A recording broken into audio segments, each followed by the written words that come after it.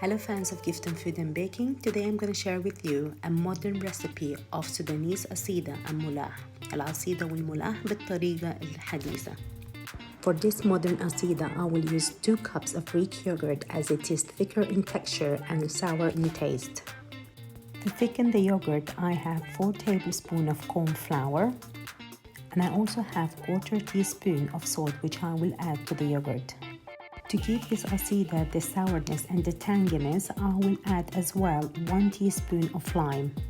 Now these ingredients is for the mullah. I have 12% fat beef mince, and my 4 spices for the mullah. I have 1 tablespoon paprika, 1 tablespoon coriander, 1 tablespoon pepper, and 1 tablespoon salt. I also have 2 onions, and I chose 1 red onion and 1 white onion. I will also add 3 tablespoons of dried okra powder and 1.5 tablespoons of tomato puree. The first stage, I have to do the asida. So here I have 1 teaspoon of water and 1 teaspoon of oil, which I will brush my silicone mold with it, so the asida will be released easily later. In a pan of the heat, I will add my 2 cups of Greek yogurt, and for the 2 cups, I will add 2 cups of water, then mix them together to combine to loosen the yogurt. Once they're really well combined, then I will add half a cup of water to my 4 tablespoons of cornstarch and dissolve them together. Once the water and cornstarch has dissolved, then I will add it to the mix of yogurt and water, and then again whisk to dissolve them together. Once I make sure that the cornstarch has dissolved into the yogurt mix, I will let it rest for 1 hour. Then I will start cooking it on a medium heat. While cooking the asida mix on a medium heat, you have to make sure to keep whisking so to avoid any lumps or curdles.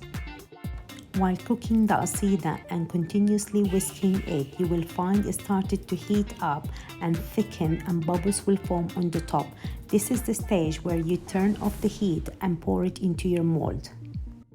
The best result, you have to pour it into the mold while it's hot and flatten the top with the spatula, and just give it a tap or a knock just to release any air bubbles. Set it aside and let it cool at room temperature. Now I will start on the complementary dish, which is mullah. To make it easier and faster, I have grated both onions, the red onion and the white onion, and I have set aside 250 grams of the beef mince meat. My spices for the mullah, I have 2 cloves of garlic, pepper, salt, paprika, and coriander. And at a later stage, I will add 3 tablespoons of this dried okra powder. Also add 1.5 tablespoons of tomato puree. Traditionally, they fry the onion with oil, but my preference is the butter ghee. Once my asida has cooled down, I will release it from the mold, and look at it, it looks amazing, the sunflower shape. Now back to the mullah. Once the sauteed onion started to turn into color, I will add 2 tablespoons of my butter ghee, and I will continue frying the onion.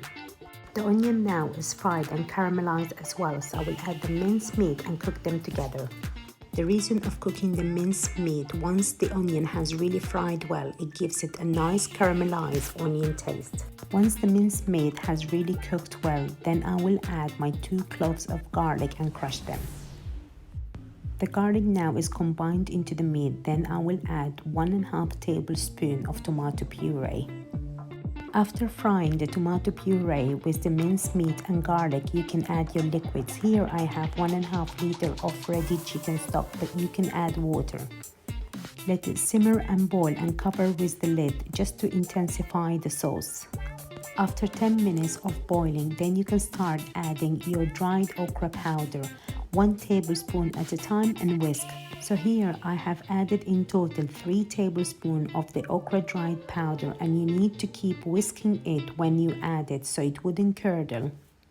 After adding the 3 tablespoons of the dried okra powder and whisking it thoroughly, cover with the lid and let it boil for an extra 10 minutes, then it will be ready to serve. Now it's ready to be served. It's always the tradition. You pour it by the side of the asida, and this is optional because I love it. I add 1 tablespoon of butter ghee by the side as well. As a Sudanese national who loves this asida mholah, made from just simple ingredients, yet this dish is so powerful from the sourness of the asida and the caramelized taste of the mullah. Thank you very much for watching this video. For more Sudanese, African or other recipes, please like, share and subscribe to my YouTube channel, Gift of Food and Baking. See you until the next recipe. Bye bye.